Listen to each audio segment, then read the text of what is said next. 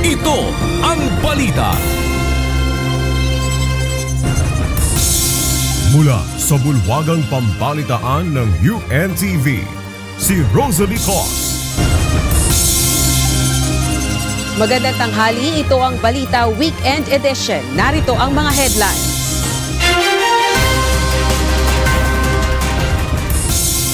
House of Representatives, kumpiyansa na hindi makahahadlang ang impeachment trial ni Vice President Sara Duterte sa 2026 budget deliberations.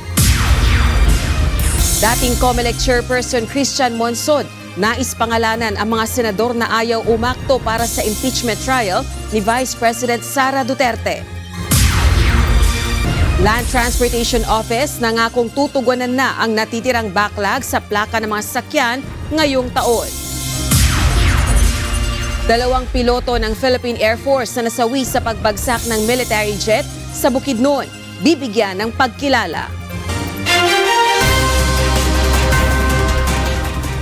Kumpiyansa ang House of Representatives na hindi hahadlang sa deliberasyon para sa pambansang pondo ng susunod na taon ang nakatakdang impeachment trial ni Vice President Sara Duterte. Samantala, kumpiyansa ang ilang kongresista na magdedesisyon ang Supreme Court ng pabor sa Kamara kaugnay ng impeachment complaint.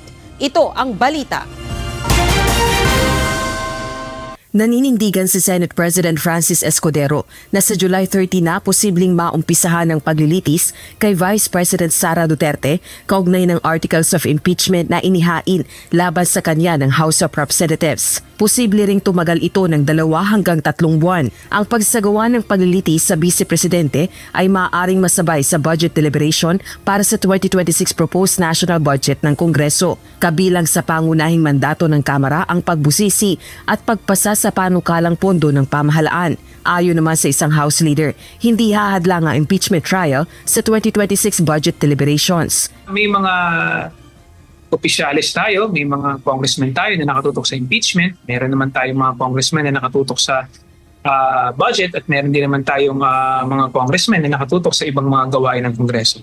So tingin natin hindi naman ito maantala. Inaasahang itatransmit ng administrasyon ni Pangulong Bongbong Marcos Jr. sa House of Representatives ang panukalang pambansang budget para sa 2026 pagkatapos ng ika-4 na State of the Nation Address o SONA nito sa July 28. Samantala, kumpiyansa naman ng mga kongresista na maglalabas ng pabor na desisyon ng Korte Suprema kaugnay ng petisyon kontra impeachment na inihain ni VP Duterte. Naniniwala rin silang naaayon sa panuntunan at sumunod sa proseso ang reklamong ibig magpatalsik sa pwesto sa pangalawang Pangulo. Confidently, I can say na wala pong nilabag ang House of Representatives o kung ano man ang nababato or minsan nga parang counter na lang yun para lang may ma-delay po yung mga proceedings. Confident po ako na hindi naman po magiging hadlang ang mga to sa impeachment. Nakita naman natin na talagang maingat, no, na sinunod ng Kongreso ang proseso at talagang tinignan nito ng maayos, pinag-aralan maayos, no, kung paano gagawin at susundin ang mga batas patungkol sa impeachment complaint. Pino na rin ng mga ito ang paghahain ng kampo ni VP Duterte ng petisyon sa Korte Suprema na anila ay delaying tactics umano. Dati nang sinabi ni VP Duterte na noon pang nakalipas sa taon nito pinaghahandaan ang impeachment laban sa kanya. Rosalie Cos, UNTV News and Rescue. Diyos ang aming sandigan, serbisyo publiko ang aming pinahahalagahan. Nais ni dating Commission on Elections o COMELEC Chairman Christian Monsod na ilabas sa publiko ang pangalan ng mga senador na ayaw umakto kaagad para simula ng paglilitis sa impeachment case ni Vice President Sara Duterte. Ito ang balita ni Dante Amento. Maaring politika ang dahilan sa hindi pag-akto kaagad ng mga senador sa impeachment case laban kay Vice President Sara Duterte. Ito ang inihayag ni dating Commission on Elections o COMELEC Chairperson Christian Monsod. Anya, nais niyang malaman kung sino-sino ang mga ito para na rin sa kapakinabangan ng publiko. Please name them for the sake of the public information so that we will know what they feel. And I feel that they wanted to postpone the trial because they're afraid that their true self would be revealed in the deliberations of this impeachment trial. Naniniwala si Munsod na isa rin sa mga framer o bumalangkas ng 1987 Constitution na posibleng natatakot ang mga senador na maapektuhan ang kanilang boto sa paparating na halalan kapag nalaman ang kanilang posisyon sa issue. They might say something there that will turn off voters. In fact, I'm surprised. I am told, and I have to verify this, that one of the senators said, "Why do we have to hold that? I'm going to vote against it anyway." That's a violation of the Constitution. Dagdag pa nito, dapat mag-convene kaagad ang Senado bilang impeachment court upang litisin ang impeachment case ng Vice Presidente. Sinabi rin ni Munsod na ang ibig sabihin ng salitang forthwith na nasa Article 11 ng Saligang Batas ay kaagad sa intensyong proteksyonan ang taong bayan laban sa ahente o public servant na kanilang pinili na nagkaroon ng pag-abuso o paglabag. Dante Amento, UNTV, News and Rescue. Diyos ang aming sandigan, serbisyo publiko ang aming pinahahalagahan. Nangako ang Land Transportation Office o LTO na tutugunan na ang natitirang mga backlog sa plaka ng mga sasakyan ngayong taon. Ayon sa ahensya, nakikipag-ugnayan na sila sa Department of Transportation upang mas mapabilis ang mga gagawing solusyon kaugnay ng issue. Ito ang balita ni JP Nunez. Higit isang dekada ng issue ang backlog sa mga plaka ng sasakyan. Ayon sa Land Transportation Office o LTO, noong umupo si LTO Chief Assistant Secretary Vigor Mendoza II, aabot ng 13 million ang backlog sa plaka ng mga sasakyan at motorsiklo. Ngunit ngayon, na-address na nila ang lahat ng backlog sa mga plaka ng sasakyan. Halos nasa 9 na milyon na lamang ang natitirang backlog sa mga plaka ng motorsiklo. Pangako ng LTO, ngayong taon ay matutugunan na nila ang mga backlog sa plaka. Ayon sa LTO, dahil 2025 na ngayon at meron ng mas maayos na teknolohiya, wala nang dapat dahilan para magkaroon ng delay sa pagbibigay ng basic services sa publiko. Ayon sa ahensya, sa pag-upo pa lang ni Transportation Secretary Vince Dizon, nagkaroon na sila ng close coordination upang ilahad ang mga problema sa ahensya at kung anong mga solusyon ang pwedeng gawin. Target ng LTO na mawala na lahat ng problema sa kanilang serbisyo sa ilalim ng kasalukuyang administrasyon.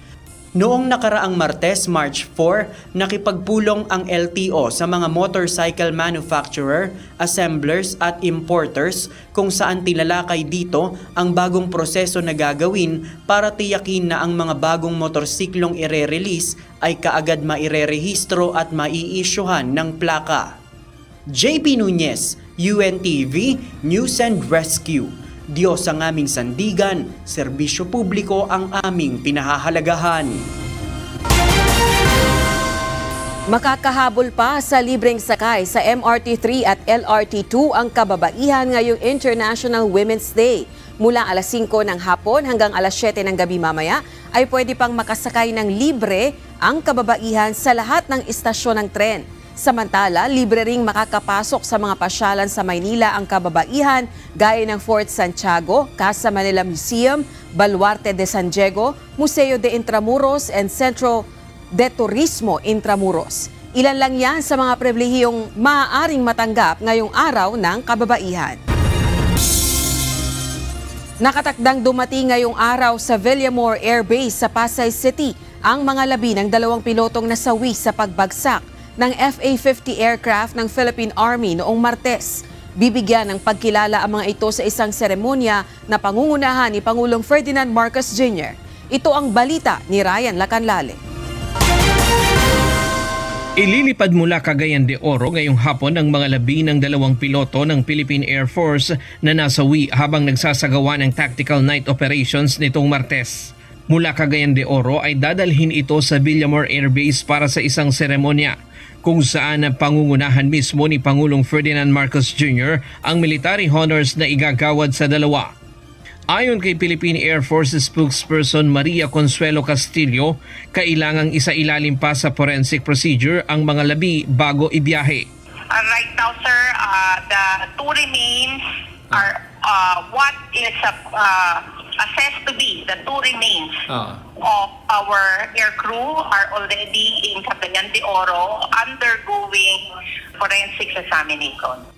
Isa sa nasawi ay si First Lieutenant A.J. Dadulla, tubong Bukidnon at nakatakdasa ng ikasal sa March 15 sa kanyang nobya na kapwa rin niya piloto.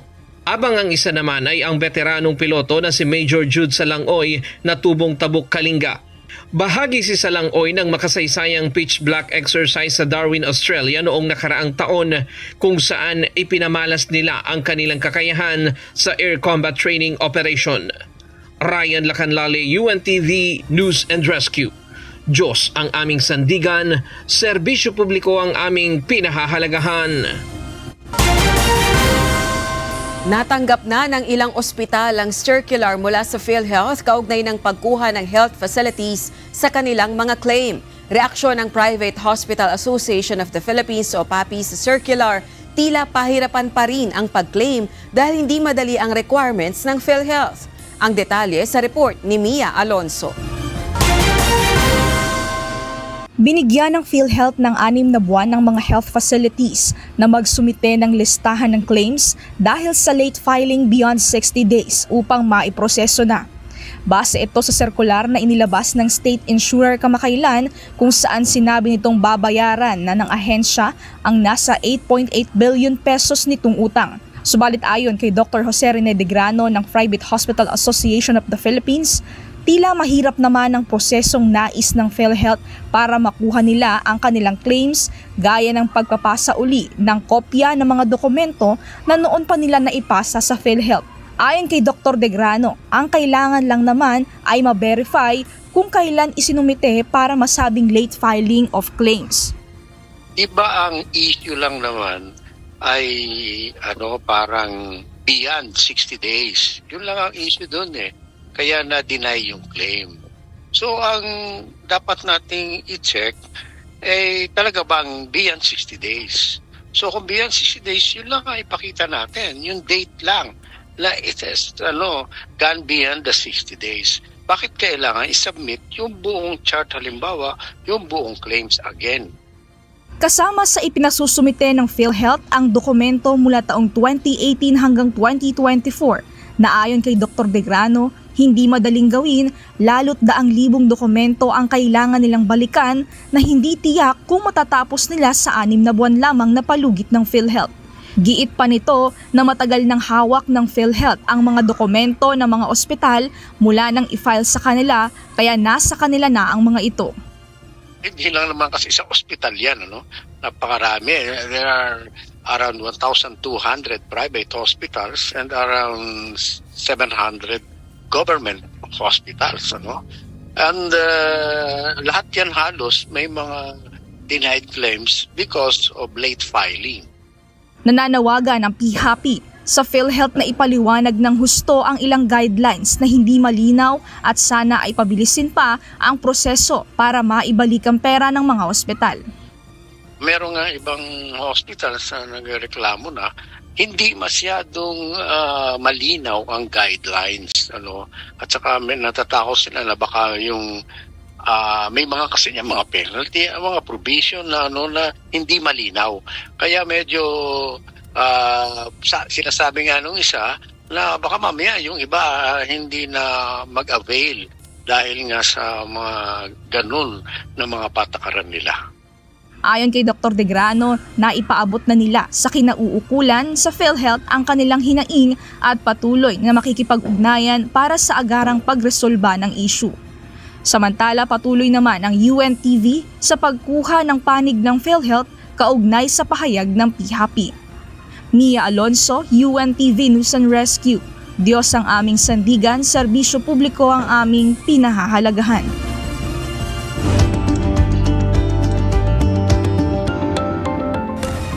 Ang karamdaman na hindi basta-basta naaagapan, maaaring ikamatay, gaya ng biliary atresia na karaniwan sa mga bagong panganak na sanggol.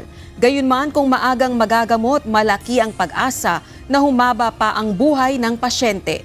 Ito ang balita ni Kichi Cipriano. Ang biliary atresia ay sakit po sa atay, but i-compare nyo sa ibang sakit, ito ay walang gamot. So yung mga ibang sakit katulad ng hepatitis, di ba, nakukuha yan sa gamot. Pag biliary atresia kasi, wala siyang gamot, iba ang treatment nito. Ang atay ay isa sa pinakamahalagang organ ng ating katawan. Ito ang naglilinis ng dugo at tumutulong sa pagtunaw ng pagkain o inumin. Ang pagkakaroon ng malusog na atay ay nagbibigay rin ng enerhiya, lumalaban sa impeksyon at nagtatanggal ng mga lason. Ngunit paano kung ito ay problema, lalo na sa mga bata? Ayon kay Dr. Marie Imelda Belen V. Tugsales, isang pediatric gastroenterologist mula sa Makati Medical Center, ang biliary atresia ay hindi lamang basta liver disease na naaagapan sa gamot at ang sakit na ito ay karaniwan sa mga sanggol. Ang biliary atresia ay sa mga babies yan napapansin. So it's diagnosed in newborn babies less than 1 year old. Ang mga sintomas nito ay karamihan lumalabas sa mga sanggol na mas bata sa 1 taon at hindi dapat ipagwalang bahala dahil maaaring magdulot ng lubhang komplikasyon. Ang mga unang napapansin ay naninilaw ang bata. Okay, naninilaw, tas ang kulay ng kanilang dumi ay maputla. So at we call it a colic stool. Parang beige or parang kulay gatas or kulay clay. Ayaw natin yon kasi hindi nakakalabas yung tinatawag namin bile. So baka yun, may bara. And usually late stage, napapansin nila na lumalaki yung tiyan ng bata. Kasi pagka ganon, ibig sabihin, lumalaki na yung atay ng bata. Ang biliary atresia, kung maagang matutukoy at magagamot, mas mataas ang pag-asa ng paggaling ng sanggol. At para sa iba pang impormasyon ukol sa biliary atresia, tunghayan ng programang Doctors on TV this Sunday, 7 a.m. only here at UNTV. Kichi Cipriano, UNTV News and Rescue. Diyos ang aming sandigan, serbisyo publiko ang aming pinahalagahan. Nangako si Pangulong Ferdinand Marcos Jr. na ipagtatanggol ang mga karapatan at tututulan ng anumang banta na hahadlang sa pag-unlad ng kababaihan. Ito ang ipinahayag ng Pangulo sa kanyang mensahe para sa pagdiriwang ng International Women's Day at National Women's Month. Dagdag pa ni PBBM, iginagalang niya ang lakas, katatagan at mga kontribusyon ng kababaihan sa bansa. Sinabi rin niya na ipagpapatuloy ng pamahalaan ang pagsasalaysay ng mga kwento ng mga kahangahangang kababaihan upang magbigay inspirasyon sa bagong henerasyon. Tiniyak ng Department of Migrant Workers o DMW na pinoprotektahan nito ang karapatan ng mga overseas Filipino workers o OFW seafarers. Ito'y dahil sa tumataas na bilang ng mga Pilipinong marino na nabibiktima ng pag-abandona ng kanilang manning agencies o ship owners. Ito ang balita ni Evan Alvarez. Tumataas ngayon ang mga kaso ng mga tripulanting naiipit sa sitwasyon dahil sa pang-aabandona ng kanilang mga manning agency o ship owner. Ayon sa Department of Migrant Workers o DMW, sa loob ng 6 na taon na pagtatala ng mga ganitong klaseng insidente, pinakamataas na bilang ang nanggagaling mula sa mga OFW fisher. But I will say categorization of abandonment kahit na walang physical abandonment as long as hindi nakapagbayad yung ship owner ng contractual wages for a period of at least 2 months. There need not be physical abandonment in that sense. Iba't ibang paraan naman ang isinasagawa ng DMW upang matiyak ang seguridad at kapakanan ng mga Pilipinong tripulante. Sang-ayon ito sa Maritime Labor Convention ng International Labour Organization o ILO, pati na rin sa Magna Carta for Filipino Seafarers na nilagdaan ni Pangulong Ferdinand Marcos Jr. nitong nakaraang taon. So, we are not strangers. We are well entrenched in terms of protecting our OFWs in abandonment situations. So we are monitoring situations of abandonment.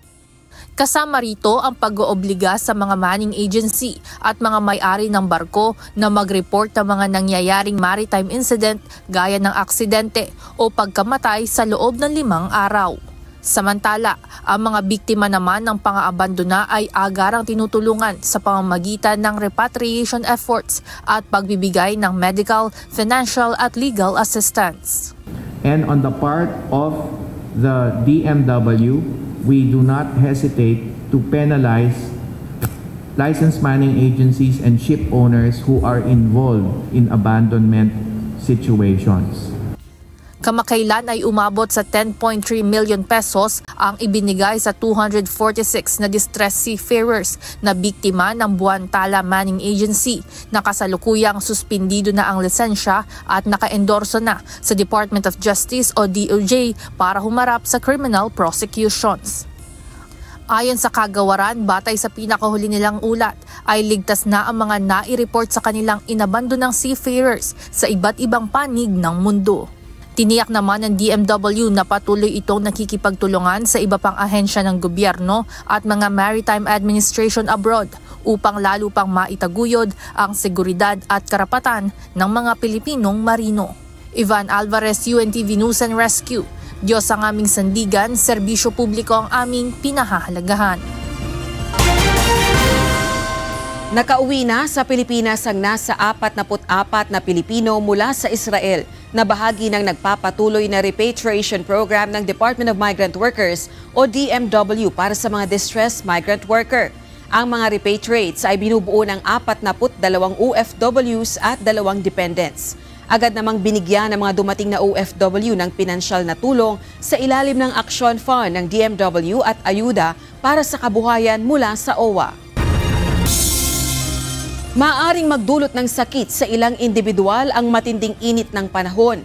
Ayon naman sa Philippine Health Insurance Corporation o PhilHealth, may benefit package sila sa pagpapaospital para sa mga makararanas ng heat stroke, heat cramps at heat exhaustion. Ito ang balita ni Jed Neresina. Masakit sa ulo. Tapos yung tumatagos sa long sleep, tumatagos yung init. Sobrang init. Ito ang karaniwang daing ng ating mga kababayan ngayong ramdam na sa iba't ibang lugar sa bansa ang init at alinsangan ng panahon. Para sa gaya ni Rolando Mangalino na isang motorcycle taxi rider, pinipili na niyang sumilong muna sa malilim na lugar matapos ang isang napakainit na biyahe. Hirap aniya siya tuwing ganitong panahon ngunit kahit mainit, basta may pasahero ay babiyahe pa rin para sa kita. Nakakapagod lalo na pag traffic. Siyempre yung sasabay mo pa ng init. Tapos full face pa yung helmet ko. Yung sa hininga, yung init, umaano rin sa akin.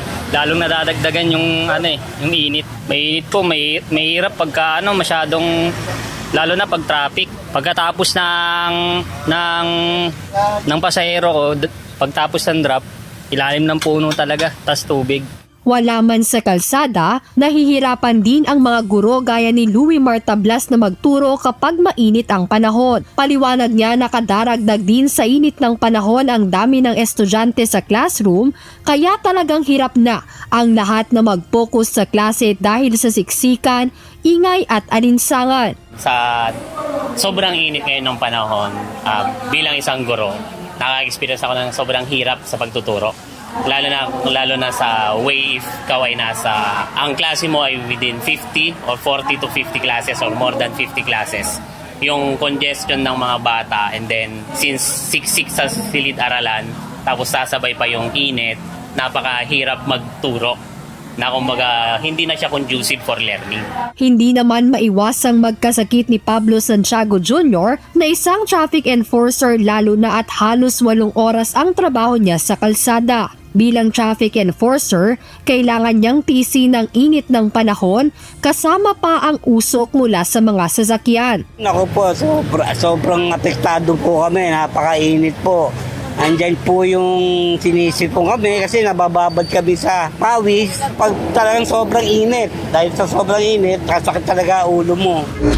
Kaya kaugnay nito, inanunsyo ng PhilHealth na mayroon na ring benefit package para sa mga heat-related illness sakaling kailanganin ito ng publiko ngayong tumitindi ang init ng panahon. Hindi pa man opisyal na idinedeklara ng Pag-asa ang pagsisimula ng tag-init sa bansa, inaasahan na ng PhilHealth ang pagtaas ng mga pasyente na maaaring makaranas ng heat-related illnesses gaya ng heat stroke, heat cramps, heat exhaustion at iba pa.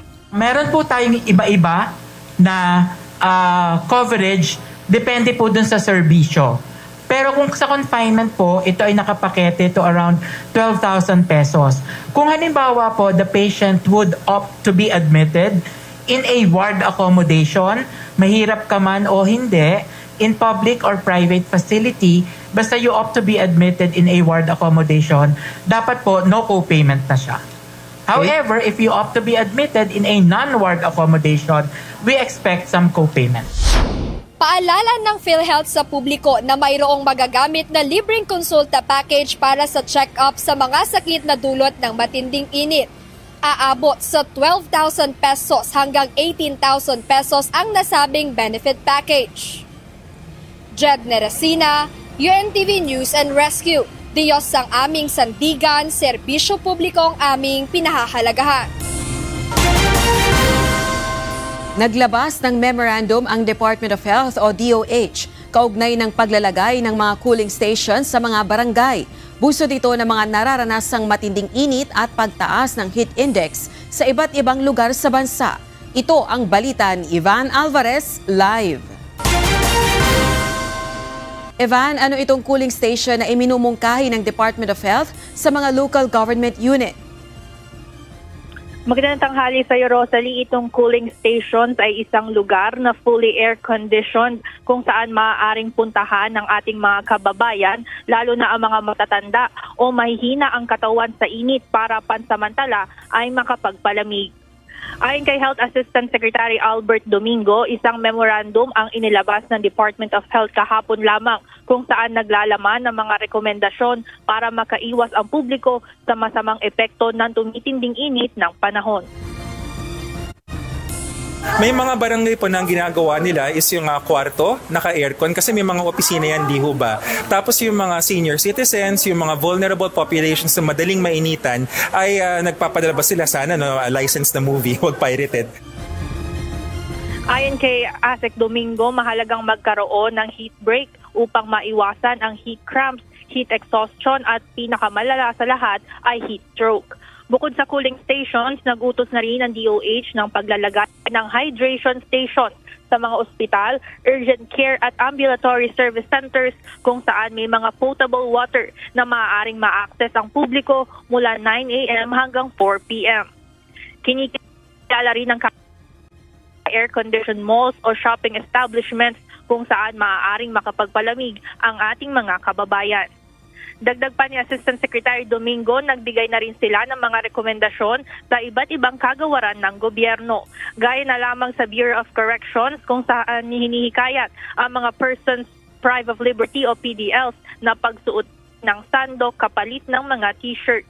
Habang patuloy naman ang koordinasyon ng DOH patungkol sa pagbibigay ng estudyante at pag-a-adjust ng learning hours sa mga kabataan kasama ng Department of Education. Sa DOLE para naman sa kanan ng iba't ibang manggagawa, lalo na ang madalas na kabilad sa araw.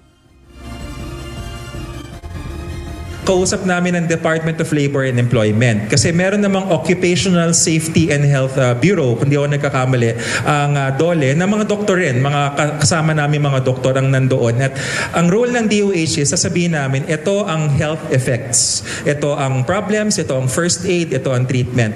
As to how to adapt it to specific settings. Rosalie, ayon sa DOH,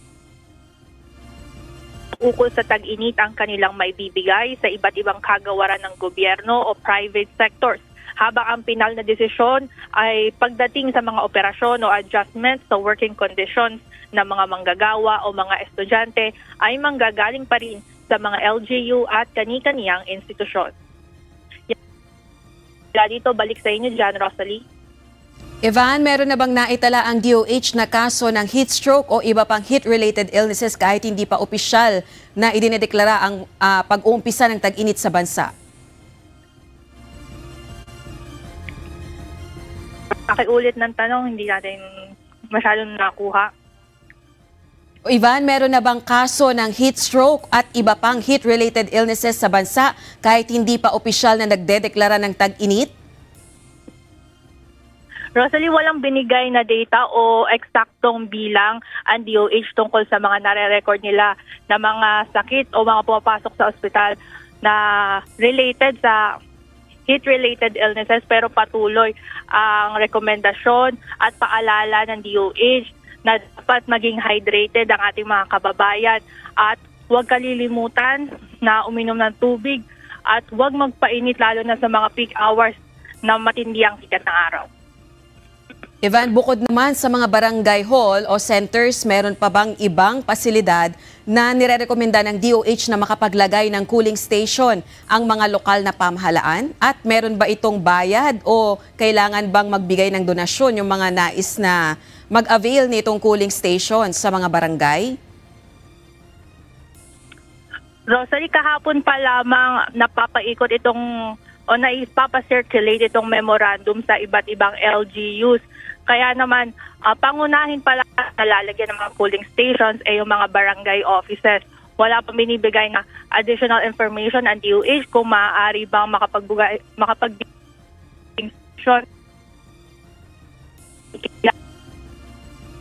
makapagpahinga ang ating mga kababayan sa mga private establishments katulad ng mga mall at mga shopping centers para doon kahit papaano ay makapagpalamig. Alright, maraming salamat Ivan Alvarez, nag-ulat ng live mula sa Quezon City. Samantala, nagbabala ang Bureau of Animal Industry o BAI sa mga fur parent laban sa mga kumakalat na pet food products na hindi rehistrado at nabibili lang online. Sa isang advisory, sinabi ng BAI na base sa kanilang post-marketing surveillance at verification, dumarami ang ibinebentang pet food sa online shops ang hindi dumaan sa pagsusuri. Nanawagan din ng ahensya sa mga may-ari ng mga pet food brand na iparehistro ang kanilang mga produkto sa BAI at sa Food and Drug Administration para sa kaukulang ebalwasyon kaugnay ng safety content ng mga ito.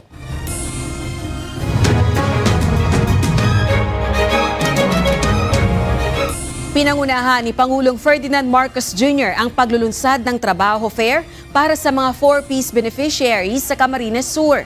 Layo nito na mas mapadali ang pagbibigay ng trabaho para sa mga indigent nating mga kababayan sa lugar. Ito ang balita ni Ryan Salatandol. Meron tayong kasama natin dito job fair.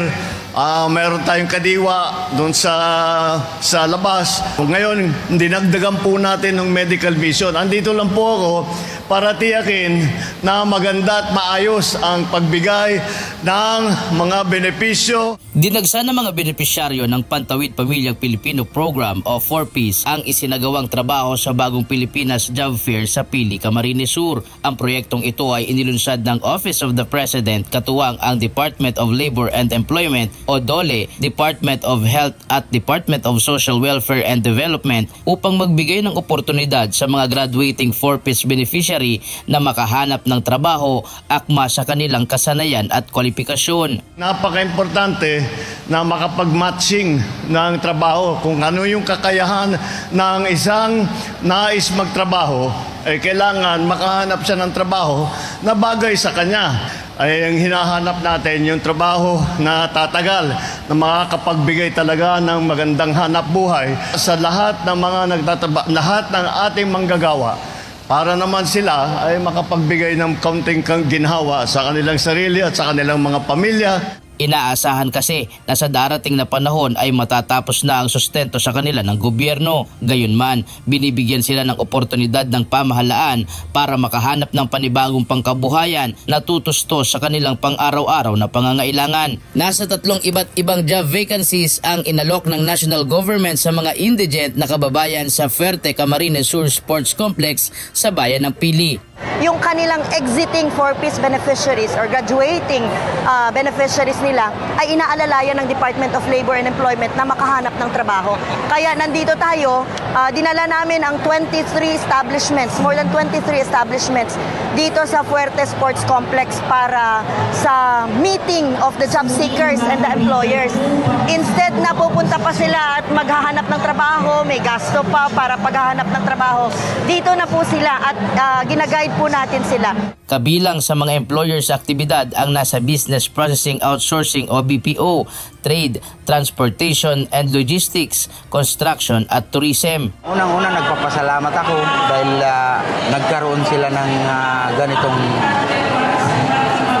ma-applyan, mga iba-ibang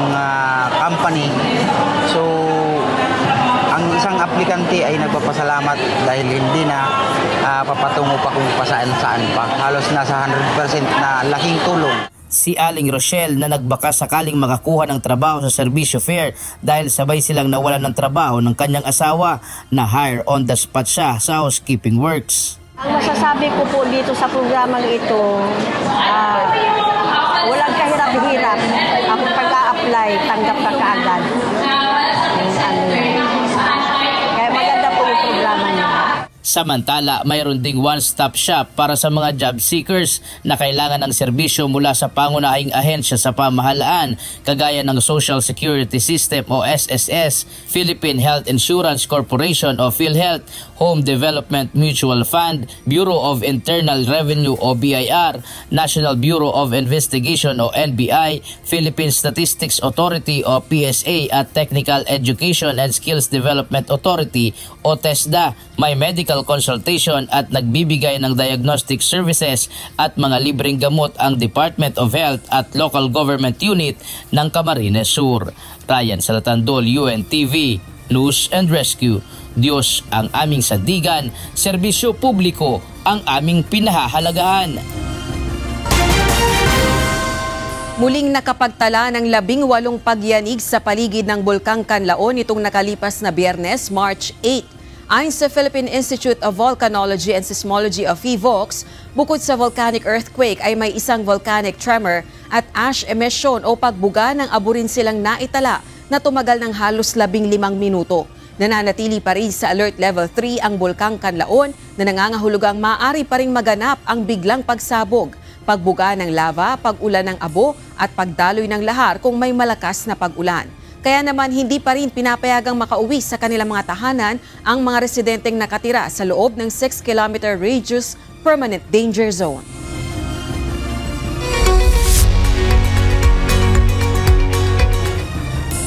Lubog sa tubig baha ang Bahia Blanca sa Buenos Aires, Argentina dahil sa walang tigil na pag-ulan. Ayon sa local weather agency doon, halos 4 na buwang ulan ang ibinuhos sa lugar sa loob lamang ng 4 na oras. Kaya ang mga lansangan nagmistulang ilog sa taas ng tubig. Sinuspindi na rin ang klase sa mga eskwelahan maging ang public transport sa lugar. Nanawagan naman ang mga otoridad sa mga residente na lumikas kung kinakailangan o hindi kaya ay manatili sa kanilang mga tahanan upang makaiwas sa iba pang sakuna. Sumabog ang isang uncrewed Starship rocket 10 minuto lamang mula nang ito ay mag-take off nitong Huwebes, oras sa Texas, USA. Ayon sa kumpanyang SpaceX, nagpaikot-ikot ito sa himpapawid nang mawala ng kontrol at saka sumabog. Nagdulot ito ng malakas na pagsabog sa dako ng Florida at nagpaula ng umaapoy na debris kaya napilitang ikansela ang ilang flights sa mga paliparan malapit sa lugar. Ayon sa investigasyon, nawala ng kontrol ang Starship rocket dahil tumigil ang ilang engine nito. Ito ang ika-8 test flight ng nasabing modelo ng SpaceX rocket ship. At sa ating iiwang mga salita ng Diyos na ating sandigan mula sa Aklat ng Kawikaan 20:22 na nagsasabi, "Huwag mong sabihin, ako'y gaganti ng kasamaan. Maghintay ka sa Panginoon at Kanyang ililigtas ka."